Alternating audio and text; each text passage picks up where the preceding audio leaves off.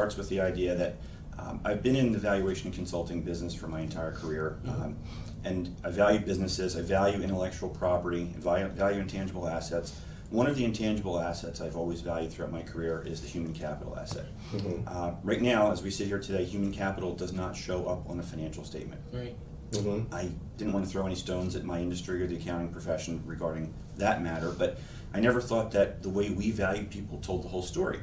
So I started out with an article about how we in the valuation world value our assembled workforce, and kind of left it with a question that I think there's more out there to this than what we do. It's a cost to replace, it doesn't tell the whole story. And when I did that, people started to show up and tell me this is something bigger than one article, talk to him, talk to her, look at that company, and then it became a series. We started to talk about how do you define a rock star, and then more people kept showing up. Then it was talking about trust, it was talking about innovation, it was talking about the alignment of brand and culture, which you know a little bit about, I understand. Page 93. Yeah, there you go.